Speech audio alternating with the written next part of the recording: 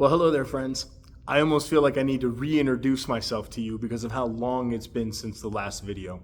I know that's actually not the case. You guys all know me as Pastor Tim the PSC, which stands for Pastoral Support Coordinator. And for the last couple years, you all have been wonderfully supportive of me as I try to proactively care for pastors and support them before they reach a place of burnout. And I would say myself that it has been very successful, and I'm going to share some stories with you on those successes in just a few moments. But before I do that, I wanted to address why there's been such a long gap since my last video. And in order to do that, I want to begin by sharing a Bible verse with you from Song of Solomon, chapter 2, verses 11 and 12, which tells us the following. See, the winter is past, the rains are over and gone. Flowers appear on the earth, the season of singing has come. The cooing of doves is heard in our land. You know, if you remember back to my last video in December, you know that my family has been in a season of winter for a while. At that time, it was literally winter, but there was also a season of winter for our family regarding the health of Ursula's grandmother. In January, we thought that we had the solution. She was deemed healthy enough to go in and have surgery to remove her gallbladder. And after the surgery, unfortunately, her health began to decline. The surgery itself was a great success, but she was already having a few other little health issues, and the surgery kind of pushed her over the edge, unfortunately. And one of the main areas that did not respond well were her kidneys.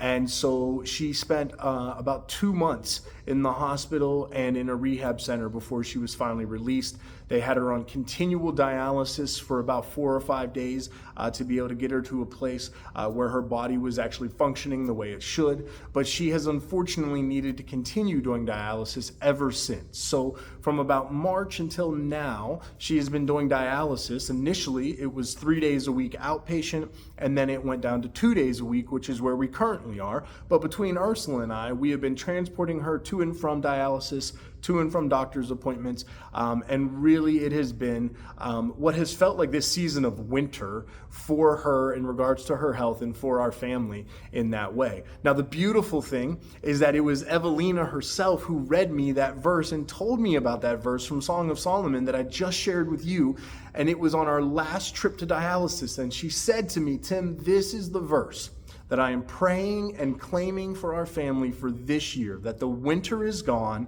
that the cooing of doves will be heard, and that our family will enter a season of spring.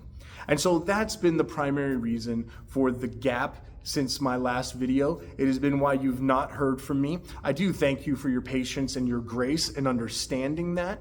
But I also want you to know that in the meantime, I have still been providing one-on-one mentoring and assistance and help to pastors, especially as they have been going through something difficult. I have specific pastors who will reach out to me and will talk and really try to help them to handle situations in the best possible way before they escalate and turn into something that really could be detrimental to them. And so I continue to do that.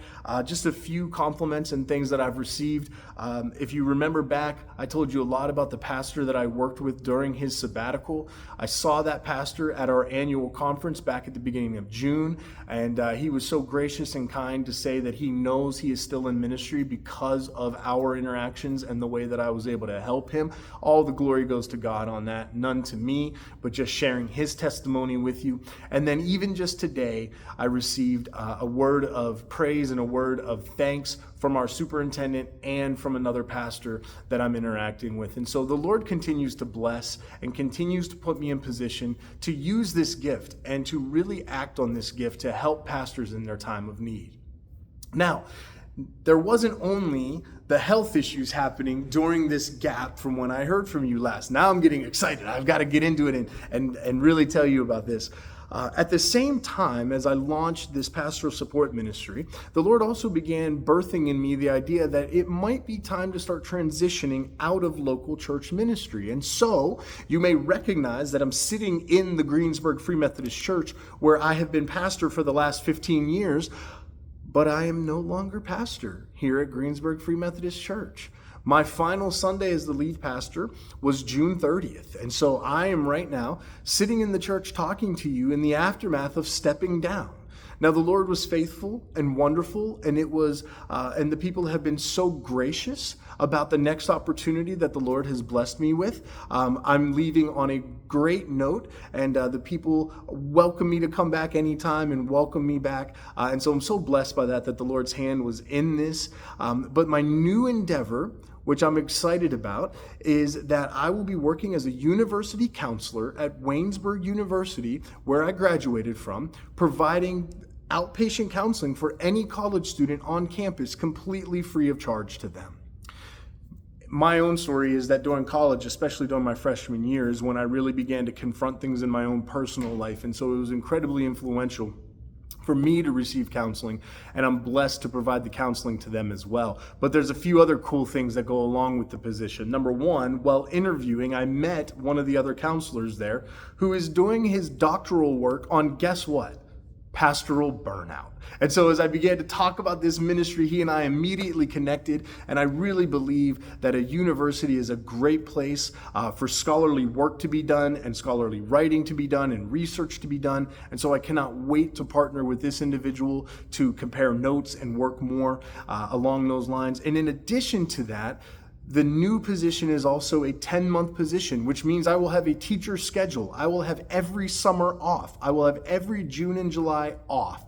And that will also free me up and allow me the opportunity to provide relief to pastors. If they want to go on vacation, I can provide pulpit supply for them and preach for them. And now I can provide additional pulpit supply during the course of the year as well. And so I'm truly blessed to have those opportunities and blessed by how the Lord has opened this door. One story to just confirm how God is truly in this. The same Sunday that I announced that I would be stepping down, we made people aware that we wanted to stay in the area because my oldest daughter graduates next year from high school. We didn't want to pull her out for her senior year. And so we're standing here announcing it and knowing that we were going to have to move out of the church parsonage because we're no longer the pastoral family. And right after service, someone in my church came right to me and said to me, you know, it's amazing you said this. And he's smiling the whole time he's telling me this. And he says, it's amazing that this is what you want to do because I just bought a new house. And if you would like to rent my 4-bedroom, 2.5-bath house, which I will allow pets in, that is 5 minutes from where you currently live, and in the same school district, you are welcome to do that. If that's not God, I don't know what it is. And so the Lord is clearly in this, and the Lord is clearly in this process. We will be moving out of the church parsonage at the end of June, or at the end of July, and I will start my new position August 1st. Just very blessed by all of those things. So a couple updates and things that this means for all of you as my supporters. So number one, what that means is that if you choose to financially support the ministry still, it will just change a little bit. So for the short term, if you would like to make a donation, there will be a QR code underneath and instructions on how to do that underneath of this video. But those donations through the church would need to be made by the end of July if you choose to do that. Now, I recognize that there has been a long gap, that you haven't heard from me. And I understand that if you are going to be supporting this ministry, you want to know what you're supporting. So I am not offended at all. If you choose at this time not to give and don't want to give, I recognize that and I understand that. And I totally respect where you're coming from in that way. But if you would choose to give, you can do that by clicking on the QR code that's underneath of here, or by using the QR code, and you can make that donation. The fastest way to do it would be through the church's Givelify app and be able to give that way. You could still also mail a check in if you would choose to do that, and I would be blessed by anything you would choose to do. But again, completely respect if you choose to hold off on that for now. The second thing this means is that in the spirit of caring for pastors who don't want to be burned out, I have celebrated 20 years of ministry in June. I've been doing this 20 years, and the only real breaks I've taken have been in the face of trauma or as a response to trauma or difficulty in life. And so over the next few months, You won't hear much from me because I'm going to be, number one, resting and recuperating, and number two, also rebranding the pastoral support ministry. I'm going to be looking to create my own board. I'm going to be looking to do some things to improve the ministry and really enhance it, possibly renaming, rebranding it, and just really enhancing it to encompass a much broader base. And so that will be happening as well. And then I will come back to you with further updates as well. So let me just say thank you again for all you have been doing. I hope these updates have been helpful for you. I appreciate your prayers, your support, every way that you have been supportive of me over these last few years, and I cannot wait to see what the Lord is going to do next. The ministry of the Pastoral Support Coordinator is not over. It is just beginning, and there is plenty more to come, and I hope you stick around on the journey with me. God bless, and we'll be in touch soon. Take care for now. Bye.